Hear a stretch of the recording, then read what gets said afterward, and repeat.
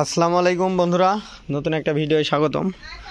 তো ছাগল মোটা তাজাকরণের কিছু উপায় আপনাদের আজকে বলবো। বিশেষ করে দেশি ছাগল প্রাকৃতিক উপায়ে কিভাবে মোটা তাজা করবেন সেই বিষয়টাই বলবো। এই ছাগল দুইটা খুবই শয়তান, আর আমাদের একটু দেখা না পেলেই প্রচণ্ড ডাকে আর কি। তো এটা দুইটা ছাগলেরই কিন্তু কান অনেক লম্বা। তো কান লম্বা হলে ছাগলের জাতটা নাকি অনেক ভালো হয়, ছাগল অনেক বড় হয়। তো আমাকে একজন বলছিল, সেই অনুপাতে আমি ছাগল দুইটা কিনছিলাম। দুইটা ছাগলেরই কান কিন্তু অনেক বড়। দেখুন পা দিয়ে কীভাবে কী করছে। তো এখন বিষয় হচ্ছে, আপনাদের একটা কথা বলি, সেটা হচ্ছে যে ছাগল প্রাকৃতিক উপায়ে কিভাবে মোটা তাজা করবেন।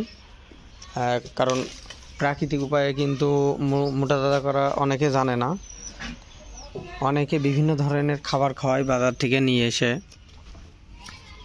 যেগুলো আসলে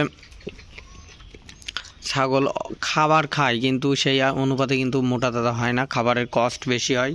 তো আপনারা চেষ্টা করবেন, এখন বিভিন্ন জাতের ঘাস, কাঁচা ঘাস কিন্তু রোপণ করা হচ্ছে, প্লাস লাগানো হচ্ছে। সেই ঘাসগুলো কিন্তু কাঁচা খাওয়াতে হবে।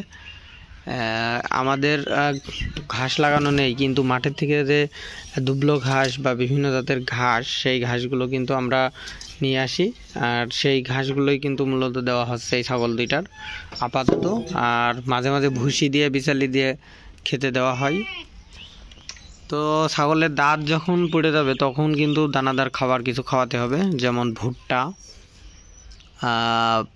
ভুট্টা প্লাস ধান, এইসব দিয়ে পালিশ করে নিয়ে এসে যদি খাওয়ানো হয় তাহলে বেশি ভালো হয়।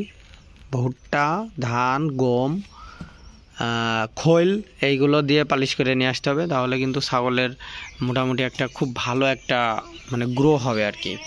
তো এটা হচ্ছে একদম প্রাকৃতিক উপায়ে, কোনো কীটনাশক, কোনো ওষুধ বা ব্যবহার না করেই। তো ছাগল দুইটা দেখতে পাচ্ছেন।